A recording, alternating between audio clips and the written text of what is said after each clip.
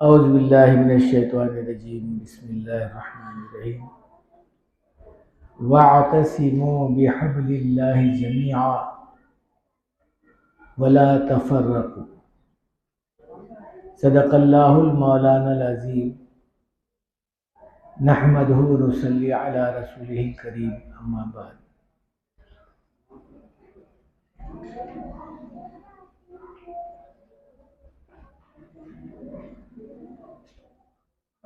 मोहतरम बुजुर्गों, भाइयों, दोस्तों,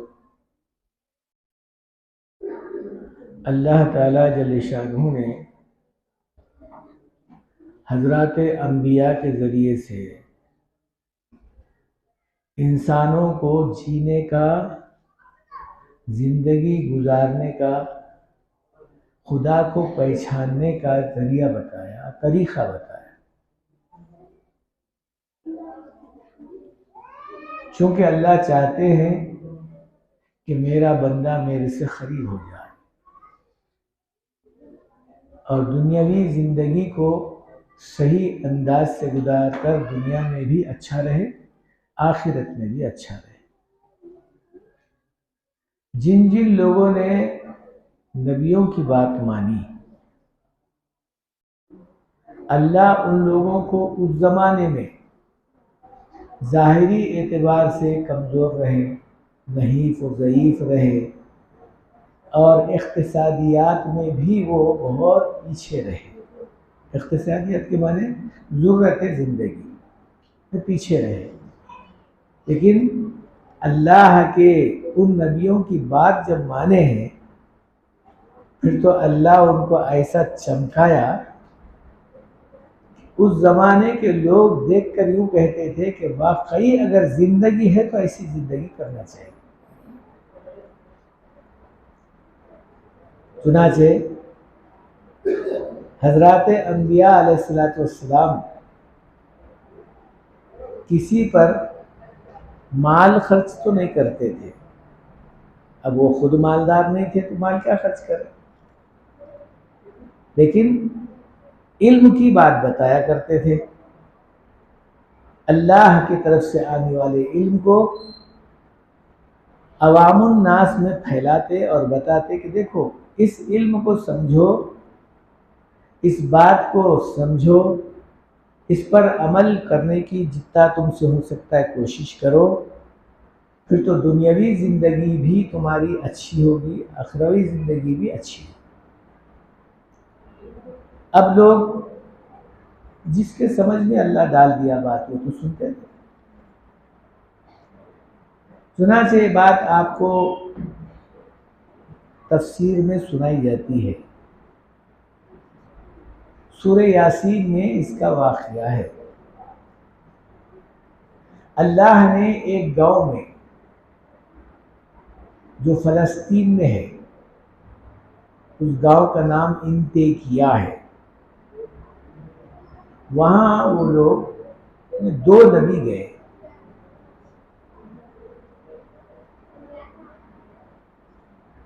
वज़रिब लहुम मसलन अस्हाबल क़रिया इज़ जाअहल मुरसलून इज़ अरसलना इलैहिमुस्नैन। दो नबी गए, उनको अच्छी बात बताए अल्लाह की और वक्त के नबी की बात को, इन्हें ज़िंदगी को देखकर अपनी ज़िंदगी अच्छी करो, ये तुम्हारे लिए भी अच्छा है और तुम्हारे आने वाले बाद की नस्ल वालों को भी अच्छा है। क्योंकि ये बात एकदम से किसी के पल्ले नहीं पड़ती है। एक ज़माने दराज से लोग बुतों की, देवलों की और दूसरे खुदाओं की तरफ माइल थे, झुके हुए थे। यहाँ आते तो सब कुछ छोड़ो, एक की अल्लाह की इबादत करो, तो लोगों का जहन काम नहीं करता था। कहने लगे जो काम 360 से नहीं होता वो एक से क्या होगा। यानी जहन उनका इस तरह से, हमारे 360 खुदा और तुम बोलते हैं एक खुदा, 360 मिलकर कुछ भी नहीं कर रहे, तो हमारी परेशानी बराबर बाकी है।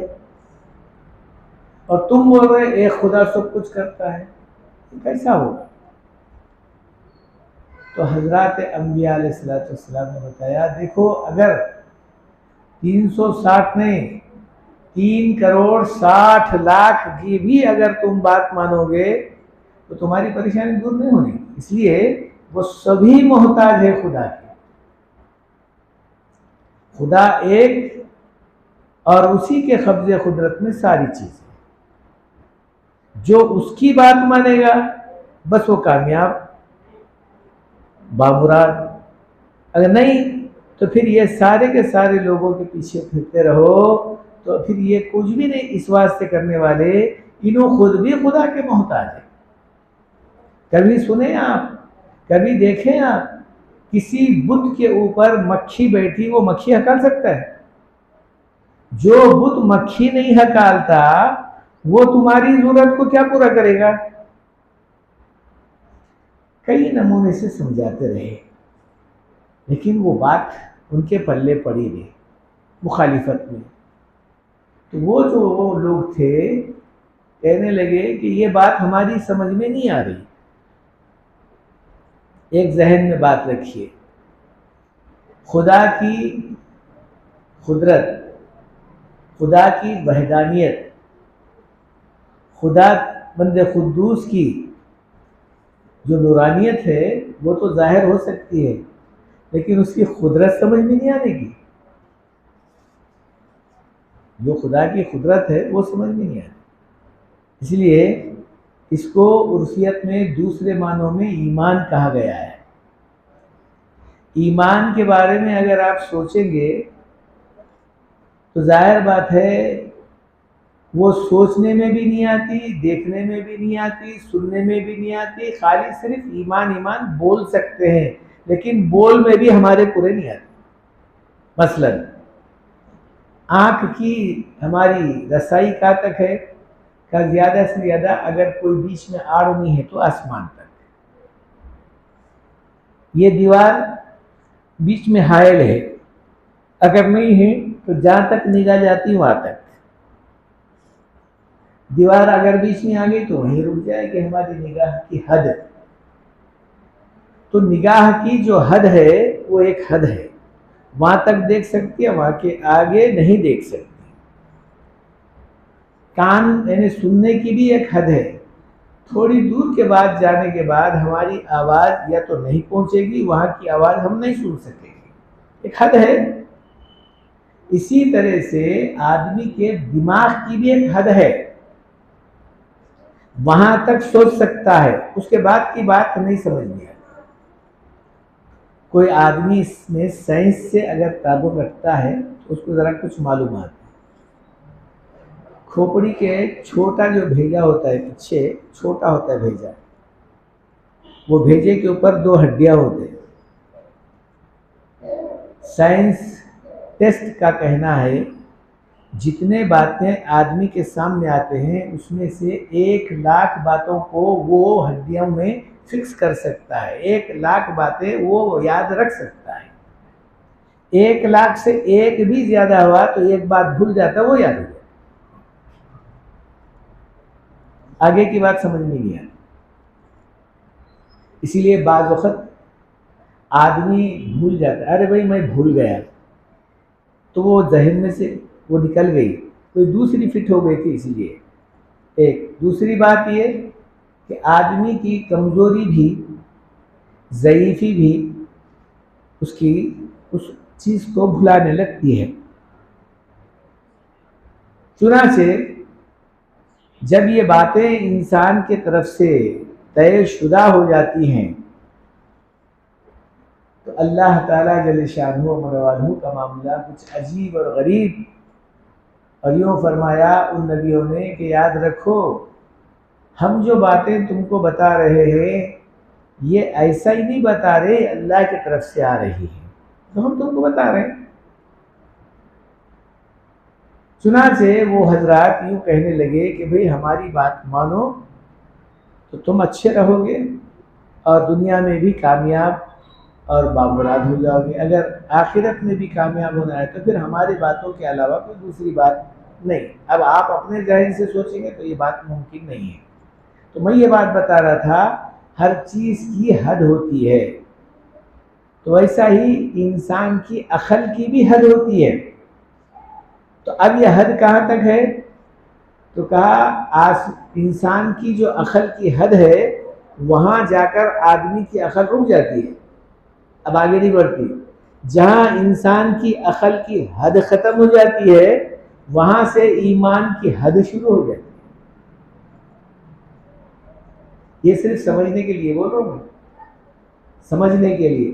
कुछ लोग ईमान क्या चीज़ है, ईमान बहुत तकरीर लंबे चौड़े करते हैं, पर ईमान क्या चीज़ है वो नहीं बता सकते। भैया अक्ल वहाँ तक जाती इसने तो बताइए क्या। बहरहाल अल्लाह ताला जल्ले शानहू ने ये सारी की सारी बातें नबियों को बताए। अच्छा याद रखो आप, हमारे अंदर एक कमज़ोरी ये है कि आपसे मैं, मेरे से तुम सीख सकते हैं, मेरे से आप सीखें, आपसे मैं सीखूं, एक दूसरे का जोड़ है। लेकिन नबी किसी से नहीं सीखते, सिर्फ अल्लाह से सीखते हैं। अल्लाह उनका मौलवी होता है, अल्लाह ही उनको। कभी सुने आप ये नबी के फलाने उस्ताद थे? नहीं, नबियों का उस्ताद अल्लाह ही होता है। चुनाचे अल्लाह ताला जल्ले शानहू जो बताते हैं उसमें हू बहू, उसमें एक बाल बराबर न ज़ियादती होती है न एक बाल बराबर कम। वही बातें इंसानों के सामने नबी बताया करते। तो अब ये नबी कहने लगे याद रखो अल्लाह की तरफ से हम बातें बता रहे हैं, इस पर अमल करोगे तो कामयाब हो जाओ। उन लोगों की बात समझ में नहीं है, नहीं तुम्हारी बात नहीं मानते। चुनाचे इलैहि मुस्नैन फकज़्ज़बूहुमा, झुटला दिए, उन लोगों को झूठा बता दिए। इन्हें नबियों को वहाँ के जो लोग थे वो कहने लगे तुम झूठे हो, तुम्हारी बात हम नहीं मानते। फिर ये लोग आए अल्लाह से दुआ करने लगे, अल्लाह हमारी बात मान रहे भी नहीं, हमारी बात सुन रहे नहीं, तो फिर मानने का सवाल ही नहीं पैदा, क्या करना। फिर अल्लाह ताला ने उनके अंदर और एक एक नबी को बना दिया। फ़अज़्ज़ज़ना बिसालिस, तीसरे नबी को भी भेजा दिया। चुनाचे वो तीनों नबी मिलकर गए फिर उस गांव को। अब यहां पर इसी चीज से ये जमात वाले हजरात भी लिए हैं, मुतकल्लिम, जिम्मेदार यानी अमीर और रहबर, ये तीनों को जो जमा किया जाता है इसी से माखूज किया गया है। दो आदमियों से बात नहीं जनती, लिहाजा तीन आदमियों को करना चाहिए, तो तीन आदमियों को अल्लाह ताला वहां करा दिया था। यहाँ भी तीन आदमी जाते, जब जो लोग जाकर तीनों वो बात अल्लाह की उन लोगों को बताने लगे, तो कहा कि उसमें से एक आदमी आगे बढ़ गया, उसका नाम था हबीब, काम करता था नज्जारी, कारपेंटर। कहने लगा कि भाई कितनी अच्छी बात कर रहे लोग, किसी किस्म की कोई माविजे की बात भी नहीं कर रहे। मल्ला यसअलुकुम अजरुम व हुम मुहतदून, बोल रहे हैं कि भाई हम किसी से सवाल भी नहीं करते और जो हम बोल रहे हैं उसकी कोई उजरत भी नहीं लेते। जैसा आजकल लोग भाई बयान करें तो थोड़े पैसे भी दे देना पड़ता है, भाई फलाने जगह से मुल्क साहब को बुला रहे हैं, मुल्क साहब बोल रहे हैं हम बयान के पैसे तो नहीं लेते मगर आने जाने का खर्चा तो लेते हैं। अब जाहिर बात है देना ही तो पड़ेगा। लेकिन वो हज़रात अंबिया वो भी नहीं, कहा हम अल्लाह के बंदे हैं, अल्लाह के नबी हैं, अल्लाह की बात को अल्लाह के बंदों तक पहुँचाने के लिए कोई पैसा नहीं है। मल्ला यसअलुकुम अजरुम व हुम मुहतदून, हम जो है किसी से कोई मावेजा नहीं चाहते। चुनाचे वो जो आदमी था हबीब नज्जार, अपने लोगों में कहने लगा कि अरे भाई देखो ये अल्लाह का बंदा, ये तीनों बंदे अल्लाह के बात अच्छी कर रहे हैं, हमारी भलाई की कर रहे हैं, ज़बरदस्ती तो नहीं कर रहे ना, किसी से ज़बरदस्ती करे अलग बात, लेकिन ज़बरदस्ती नहीं कर रहे, अच्छी बात बता, मान लो तो हमारी भलाई है, नहीं मानेंगे तो जाहिर बात है उनका तो कुछ जाने वाला नहीं है, हमारी कुछ नुकसान होगा। बोले तो हमारे खानदान में से होकर हमारा आदमी होंगे हमारे खिलाफ करता तू, हमारे खानदान में होकर हमारे खिलाफ, जैसा आमतौर पर आज भी लोग बोलते हैं। हमारे पेट में पैदा होगा हमारे को बोलता, हमें कितने देखे होंगे ऐसे। अब जाहिर बात है सबको देखे होंगे, मगर कुरान और हदीस की बातों को भी तो देखना ना। क्या भाई कुरान और हदीस झूठे हैं, गलत हैं? अब हम भी गलत हो सकते हैं, बल्कि यहाँ तक बात बताई गई कि सूरज और चांद भी गलत हो सकते हैं थोड़ी देर के वास्ते, आसमान भी गलत हो सकता है, लेकिन खुदा की बात कभी गलत नहीं हो सकती। कुरान और हदीस की बातों को अगर कोई यूं समझे, बोले नहीं समझे, ये भी है कहानियों के साथ। वो लोग अपने साथी से कहने लगे, खबरदार हमारा होते हुए तो हमारे खिलाफ नहीं करना, अगर करेगा फिर तो हम तेरे को अपने खानदान से बैकाट कर देंगे। कहने लगा, देखो मैं बैकाट हो कोई बात नहीं, पर अच्छी बात को तो अच्छी ही बोलूंगा, बुरी बात को कभी अच्छा नहीं बोलूंगा। चुनाचे उसमें से चंद लोग कहने लगे, उनको तो हम बाद में बताएंगे, उनको तो हम बाद में करेंगे, उनका इंतजाम, तेरा इंतजाम पहले करेंगे। तो फतरे लेकर उसको मारने लगे, यहां तक के वो आदमी फतरों की जद में आकर मर गया। जब मर गया, मलिकुल मौत आकर उसकी जान निकाल लिया। जिस वक्त में जान निकाल रहा है उस वक्त में खुशखबरी सुना रहा है, अरे अल्लाह के बंदे, तू एक भी नमाज नहीं पढ़ा, जो भी नमाज थी उसको माने, एक भी नमाज नहीं पढ़ा और एक भी हुक्म अल्लाह का नहीं माना, सिर्फ यकीन इन लोगों के बातों पर कर लिया, लेकिन तेरे इस इक़दाम पर अल्लाह की तरफ से ये ऐलान हो गया कि इस बंदे की मग़फ़िरत कर दो। फिर मग़फ़िरत हो गई। जब मग़फ़िरत का मामला हो गया, उसको जन्नत में भिजाया गया।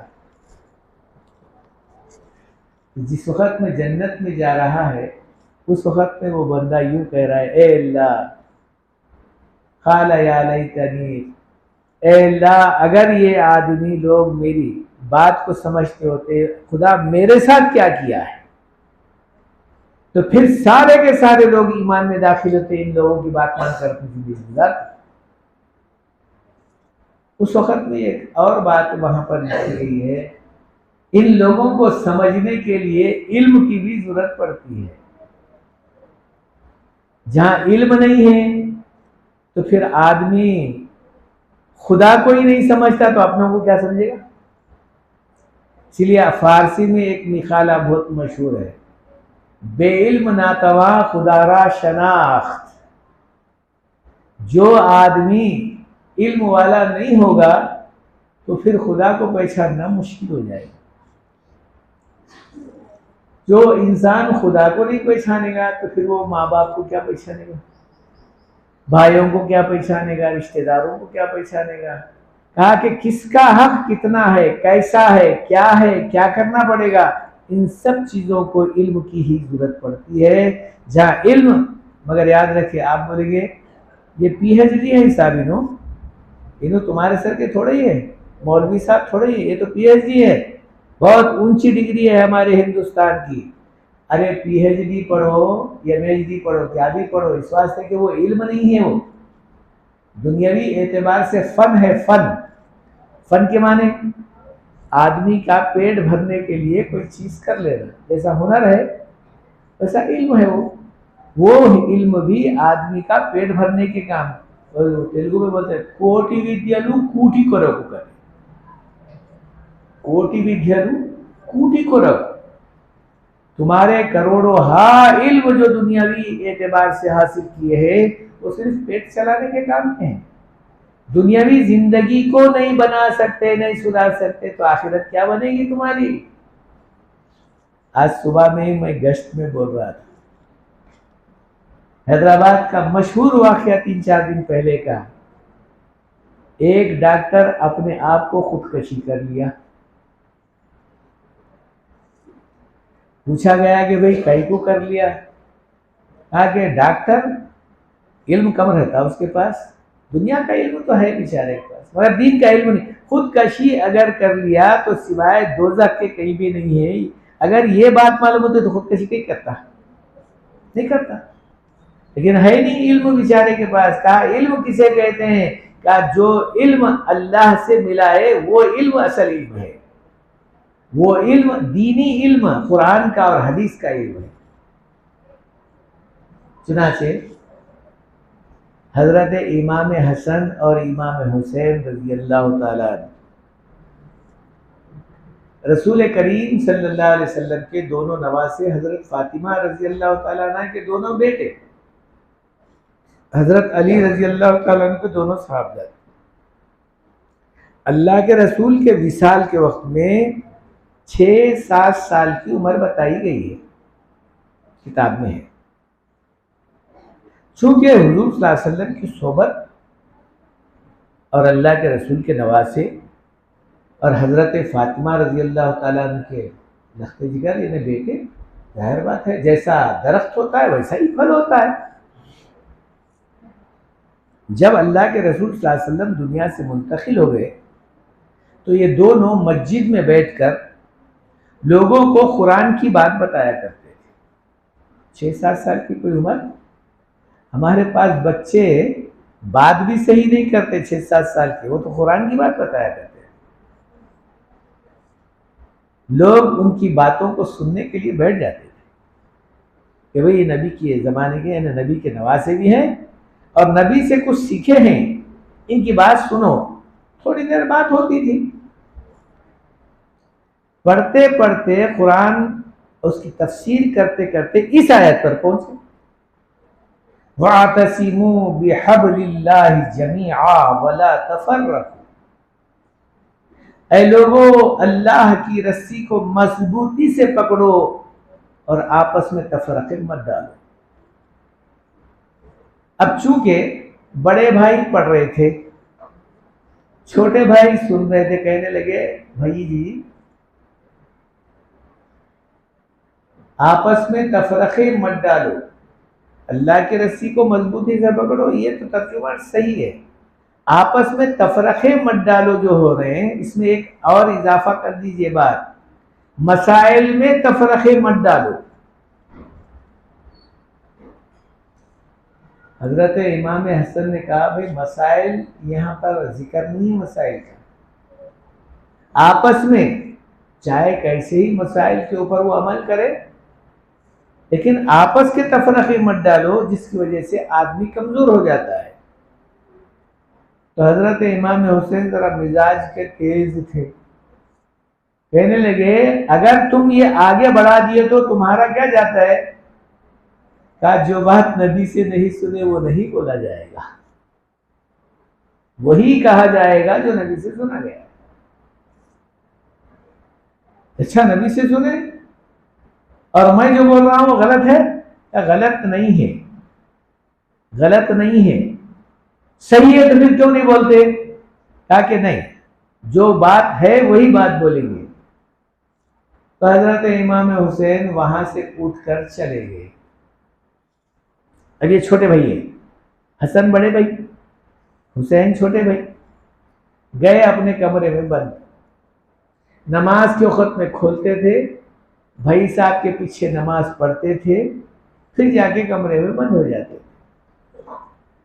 दुआ भी नहीं। अच्छा दुआ तो हमारे पास रिवाज है, अक्सर नमाज के बाद में तन्हाई में दुआ करने का हुक्म दिया गया है। जो अल्लाह के घर की ज़ियारत करे हैं, हज किए हैं, मदीना शरीफ गए हैं, वो हजरात जाते हैं, वहाँ दुआ नहीं होती है, अपनी अपनी अलग। तो पीछे पलटकर जब देखते थे हजरत इमाम हसन कि हुसैन तो है नहीं, चले गए। 2-3 मरतबे ऑब्जर्व किया, ये तीसरा रोज चल रहा है, पीछे नमाज पढ़ रहे नमाज, लेकिन फौरन चले गया और बाकी औकात में कमरे में बंद। चूंकि एक हदीस में है कि जो आदमी 3 दिन से ज्यादा अपने भाई से, बोले तो अल मुस्लिम अखुल मुस्लिम, मुसलमान मुसलमान का ही भाई है, खास भाई होना कोई जरूरी थोड़ी है, किसी मसले शरई के अगर कोई बात नहीं करता तो वो गुनहगार हो जाता है। शरा के मुआफिक कोई ऐसी बात है कि बात नहीं की जाए तो फिर उसको वो गुनाह नहीं होता। चुनाचे ये बात भी कर रहे नहीं, चले गए। हजरत इमाम हसन ने कहा कि भाई क्या बात है, छोटा बज़ाहिर नाराज नजर आता है, नाराज, क्या बात है। लोगों ने कहा कि हजरत शायद आपसे नाराजगी है जाहिर हो रही है। समझ गए कि भाई ये मेरा जो मसला मैं बता रहा था इस वजह से शायद, अब आप समझेंगे 6 साल का बच्चा नमाज पढ़ाता क्या, नहीं, हो सब बड़ी उम्र हो गई होंगी, वो नमाज पढ़ाने के काबिल हो गए होंगे, उस वक्त में पढ़ा रहे थे होंगे वो। तो कहा कि अच्छा, जब ये मेरे से नाराजगी का इजहार कर रहा है तो जाहिर बात है मैं खुद जाकर उससे मिलता हूँ, उससे पूछ लेता हूँ कि भाई मेरे से क्या नाराजगी है, मेरे से क्या तकलीफ है। क्योंकि ये भी एक हदीस है, जो आदमी पहले आगे बढ़ेगा इंशाअल्लाह वो पहले जन्नत में जाएगा। हजरत इमाम हसन हजरत हुसैन के कमरे के पास गए, कहने लगे, मारे खटखटा, कहा कौन, कहा कि हसन, कहा कि क्या बात है, कहा दरवाजा खोलो, खोले। कहने लगे, मियाँ हुसैन 3 रोज से मैं देख रहा हूं तुम मेरे से बात नहीं कर रहे और फिर नमाज पढ़ के दुआ में भी नहीं बैठते, फिर निकल कर आ जा रहे हैं और कमरे में बंद हो रहे हैं, वजह क्या है, क्या बात है।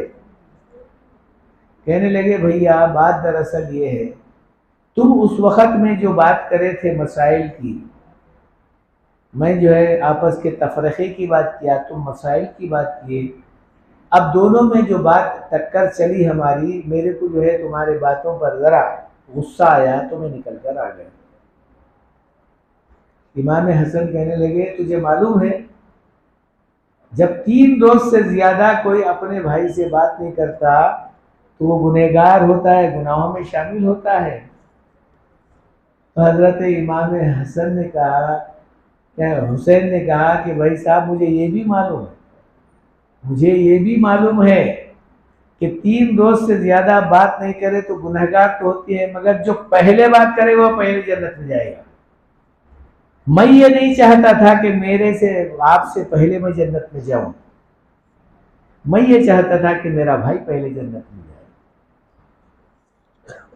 तो अब ये इल्म ही है आदमी को जो आगे तक बढ़ाता है और आपस के जो है तफरक़े को ख़त्म करवाता है और नहीं मालूम कहाँ से कहाँ इसको पहुँचा देता है। यूँ फरमाया, जो इंसान इल्म सीखा है फिर तो अल्लाह तक पहुँचने में कोई आड़ नहीं होता। चुनांचे एक वाक़या और लिखा है, वो सुना के बात को ख़त्म कर। हज़रत उमर फ़ारूक रज़ी अल्लाह ताला अन्हु बरसरे इख्तिदार यानी खलीफा दुगम है और हज़रत अली रज़ी अल्लाह ताला अन्हु उनके मातहत में है। हज़रत इमाम हसन जैसा मैं बताया ज़रा गुस्से वाले थे, बच्चे थे, छोटे छोटे बच्चे। तो हज़रत इमाम हुसैन और हज़रत उमर फ़ारूक रज़ी अल्लाह ताला अन्हु के बेटे अब्दुल्ला खेल रहे थे। अब ज़रा कुछ खेल में आगे पीछे होता, बच्चों का मामला है, थोड़ी देर में लड़ लेते हैं, थोड़ी देर में मिल लेते हैं। अब जैसा ही हज़रत उमर फ़ारूक रज़ी अल्लाह ताला अन्हु का बच्चा ज़रा सा कुछ काम किया तो एकदम इनको गुस्सा आया इमाम हुसैन को। कहने लगे, ओ गुलाम के बच्चे, बहुत आगे बढ़ रहा है तू। क्योंकि हज़रत उमर फ़ारूक रज़ी अल्लाह ताला तो गुलाम ही थे ना, अल्लाह के रसूल की दुआ पर वो ईमान में दाखिल हुए थे। सारे इंसान अल्लाह के रसूल सल्लल्लाहु अलैहि वसल्लम के मुरीद हैं, लेकिन हजरत उमर फारूक मुराद हैं और मांगकर अल्लाह मियाँ से लिए थे। बस इतना बोलते ही, चूंकि अदब का मुकाम था, हजरत इमाम हुसैन का जो मुकाम था, वो नबी के नवासे होने का जो मुकाम था, वो तो बच्चों के दिलों में भी एहतराम था। सीधा गए अपने बाप से बोल दिया, अब्बा जान, हालांकि उस वक़्त के खलीफा थे, अब्बा जान मुझे इमाम हुसैन ने गुलाम का लड़का, यानी तुम्हारे को गुलाम कहा और मेरे को गुलाम का लड़का कहा। हजरत हमारे फारूक को जरा गुस्सा आया, बुलाओ, अब्बा को बुलाओ उनके। अब हजरत अली रजी अल्लाह ताला को मालूम क्या है, भाई क्या बात है, क्यों बुलाया जाए? तो वहाँ छुपा के बात नहीं करते थे। तुम्हारा बेटा मेरे बच्चे को गुलाम कहा, गुलाम का बेटा कहा, इसीलिए आप आइए, इसका फैसला करेंगे। हजरत अली बोले, खलीफतुल मोमिनीन, ये कौन सी बड़ी बात है? बच्चे हैं, छोटे छोटे बच्चे खेल लेते हैं, आज लड़ते हैं, कल मिल जाते हैं, ये कोई मसला नहीं। कहने लगे नहीं, बहुत बड़ा मसला है मेरे पास, बहुत बड़ा मसला। कहने लगे जब आप बुला ही रहे हैं तो मैं आ गए। कहने लगे कागज और पेन लो, लिखो, कागज और पेन लेकर लिखो, मैं गुलाम हूं और ये मेरा बेटा है, गुलाम का बेटा, ये लिखो। वो तो बात मशहूर है ना, 100 बकना एक नहीं लिखना, कहते पकड़ जाते। अब अगर लिखूं तो जाहिर बात है ये तो पकड़ लेंगे मेरे को। कहने लगे हजरत आप खलीफातुल दुवम है, खलीफातुल मोमिनीन है, आप अगर इन छोटी बातों को इतना ज्यादा पतंगड़ बनाएंगे तो अवाम में बहुत ज्यादा इंतशार पैदा होगा। चलो भाई, बच्चे की तरफ से मैं माफी मांग लेता हूं। कहने लगे नहीं, सारी बातें एक तरफ, पहले लिखना पड़ेगा।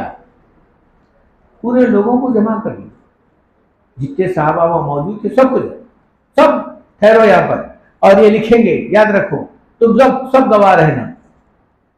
अब हजरत अली रजी अल्लाह ताला अन्हु थोड़ी देर के लिए परेशान होकर कहने लगे, भाई अब खलीफा का हुक्म है, लिखना तो पड़ता है। क्या बेटा बोले थे आप ऐसा? अब वो झूठ थोड़े बोलने वाले, जो बात बोले बोले। कहा अब्बा मैं बोल दिया, गुलाम के बेटे बोलकर बोला। हजरत अली रजी अल्लाह ताला लिख दी, हजरत उमर गुलाम और उनका बेटा गुलाम का बेटा। जब हाथ में कागज पकड़े, सारे लोगों को गवाह बनाकर बोले, याद रखो, गवाह रहो तुम सभी लोग, मैं गुलाम हूं और ये मेरा बेटा है, मेरे गुलाम का बेटा। मैं जब मर जाऊंगा तो ये पर्चा मेरे कफन में रखना। मेरे सर का होता, नादान और नालायक किस्म का तो नहीं मालूम कितने जो है लड़ाइयाँ झगड़े होते, क्या क्या होता। इस वास्ते के इख्तिदार पर तो है ना, जो चाहे वो कर सकते, लेकिन नहीं। कहने लगे नहीं, याद रखो तुम लोग सब गवाह रहो, मेरे मरने के बाद ये पर्ची मेरे कफन में रखना। सारे लोग बोलेंगे हजरत ये क्या बात हुई, ये क्यों रखना? जब आएंगे मुनकिर नकीर पूछने के लिए, सवाल करने के लिए, तो मैं यूं कहूंगा, सवाल गुलाम से नहीं किया जाता, सवाल आका से किया जाता है। मेरे आका कौन है? रसूल करीम सल्लल्लाहु अलैहि वसल्लम। मेरे बुजुर्गों दोस्तों, जाहिरी एतबार से ऐसा मालूम हो रहा था कि एक बहुत बड़ा झगड़ा खड़ा हो जाएगा, लेकिन इल्म अगर है तो आदमी का नहीं मालूम कहां से कहां आदमी सारे के सारे लोगों के पसीने निकल गए, पानी उतर गया। कहा कि हम समझे थे कि कुछ और होगा, यहाँ तो कुछ और हो रहा है। जब इल्म आता है आदमी के पास तो फिर इसी के बारे में यूं कहा, बेइल्म ना तमा खुदा ना शनाख्त। जब आदमी नादान हो जाता है, इल्म नहीं होता है, तो फिर अल्लाह को क्या पहचान सकता है? जब अल्लाह को नहीं पहचानता तो अम्मा बाप क्या पहचानेगा? लोग हमारे पास आते हैं, तावीज़ दो, गन्ने दो, काई के वास्ते। अब बच्चे बात नहीं सुन रहे। अब हम बोलते हैं भाई बच्चे बात नहीं सुन रहे तो तुम भी अल्लाह की बात सुने क्या? एक बात। दूसरी बात, अपने बच्चों को कुछ पढ़ा कर, बोलता बहुत अच्छा पढ़ा रहा, कहाँ तक बीए पढ़ा, बीकॉम पढ़ा, फिर बीकॉम पढ़ा के नाकाम भी कर दिए दुनिया के एतबार से। कौन सा ऐसा कामयाबी का रास्ता बता दिए? जब बाप को ही नहीं मानता तो फिर अब अल्लाह को मानता नहीं तो बाप को क्या मानेगा? आप बहुत सारे लोग सुने होंगे, बल्कि पढ़े भी होंगे, कुछ ऐसी कौम और ऐसा तबका भी है जो सबसे ज्यादा पढ़ा लिखा होता है और बोलता है कि मैं गॉड नथिंग, अल्लाह को ही नहीं मानते। इसको हम अपनी जबान में दहरिया बोलते हैं और ये जबान में कम्युनिस्ट बोलते हैं लोग ऐसे। तो मेरे बुजुर्गों दोस्तों, इल्म न होने की बुनियाद पर आदमी दहरिया भी बन सकता है और दुनियावी एतबार से बहरा भी बन सकता है और लोगों के एतबार से अंधा भी बन सकता है।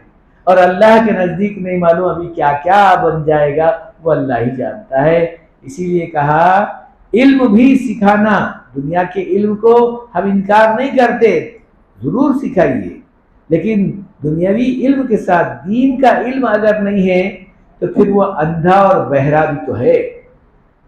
दुनिया का इल्म सीखने वाले, सबसे ज्यादा ऊंचे मुकाम पर पहुंचने वाले वजीर आजम भी तो हो सकते हैं ना, इससे कोई बड़ा ओहदा है?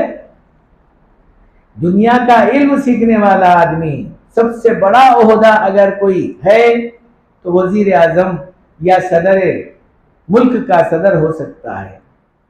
लेकिन आपको मालूम है ना, मैं इस कुर्सी पे बैठ के नाम नहीं लेता। मुल्क का वजीर आजम बनने के बाद सामने पेशाब रखकर पिया है।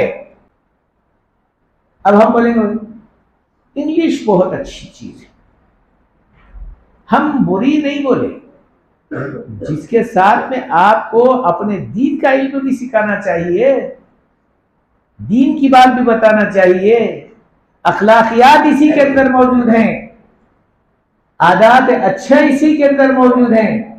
कुरान और हदीस में आदमी इंसान की इंसानियत को समझने का तरीका बताया गया है, लेकिन आज हम उससे बहुत दूर हैं। आगे मदरसे में पढ़ेगा तो मस्जिद का मुल्ला बनेगा, वह मदरसे का मुल्ला बनेगा या मस्जिद का इमाम बनेगा, इससे ज्यादा क्या हो सकता है? दुनिया की चीजें इसको मिलती ही नहीं है, फिर तो लोगों के सामने जाके हाथ फैलाना पड़ेगा। मेरे बुजुर्गों दोस्तों, अगर ये जहन हमारा काम कर रहा है तो एक वक्त आएगा हमारा कि कोई नाम लेना तो बहुत दूर की बात है, अल्लाह को पहचानने का मसला भी खत्म हो जाएगा। फिर तो वो वक्त आएगा जब अल्लाह को नहीं पहचानेगा तो फिर अल्लाह अल्लाह कहाँ बोलेगा? अल्लाह बोलेगा थोड़ी है। इसीलिए हदीस में फरमाया गया ला तक़ूमुस्साअत हत्ता युक़ाल फिल अर्ज़ि अल्लाह अल्लाह। ये सारी की सारी कायनात की रूह, जैसा इंसान के अंदर रूह चल रही है तो इंसान है, जिंदा है, बात कर रहा है, पकड़ रहा है, जकड़ रहा है, सो रहा है, खा रहा पी रहा, वैसा ही सारे के सारे दुनिया की जो रूह है वो अल्लाह का नाम है। अल्लाह का नाम जब तक चलता रहेगा ये दुनिया बाकी रहेगी। अल्लाह का नाम खत्म होगा दुनिया खत्म, इसी का दूसरा नाम क़ियामत। अल्लाह हमारी हिफाजत करे। इसी बुनियाद पर आज इंशाअल्लाह शाम में मगरिब के फौरन बाद यहाँ पर इसी जगह पर इज्तिमा रखा गया है, जलसा रखा गया है। और फिर मौलाना जमालुर रहमान शाह जमालुर रहमान साहब तशरीफ ला रहे हैं, मौलाना इस्माइल साहब कासमी नक्शबंदी लातूर से आ गए हैं, मौलाना हमीदुद्दीन साहब नदवी भी आ गए हैं, अभी वो गए हैं मस्जिद में, स्टेशन मस्जिद में, मदीना मस्जिद में उनका बयान चल रहा है, वो तो हो गया होगा।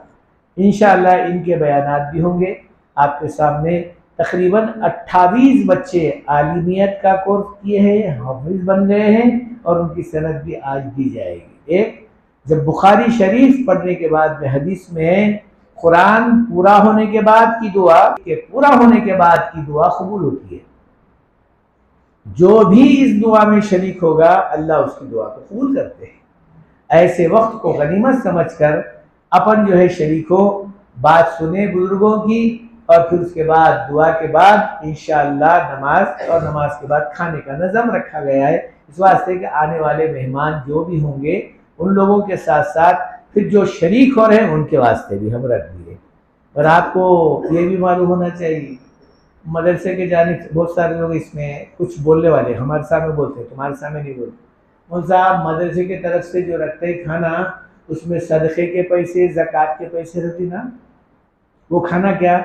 नहीं, बिल्कुल नहीं खाना चाहिए। ये मदरसे की तरफ से नहीं है, कोई साहब कर रहे हैं और बोल दिया कि भाई ये हमारी तरफ से, नाम नहीं बोलना। खाने का नज़म जो हो रहा है वो कोई एक अल्लाह का बंदा कर रहा है, सारे आने वालों को, सबको। और फिर जितने हमारी माँ बहनें आ रहे हैं, मदरसा लड़कियों का जो वहाँ पर है उसमें उनका इंतज़ाम है और मर्द आदमियों का यहाँ इंतज़ाम है। तो बात सुने, मगरिब से लेकर इंशाअल्लाह ईशा तक बयान होगा, उसके बाद दुआ होगी, उसके बाद इंशाअल्लाह खाने का निज़म हो जाएगा। आप हजरात अपने साथ अपने दोस्तों को भी, अपने साथियों को भी लाने की फिक्र करें। अल्लाह हम सब लोगों को इसमें शरीक होने की तौफीक नसीब फरमाए। वमा अलैना इल्ला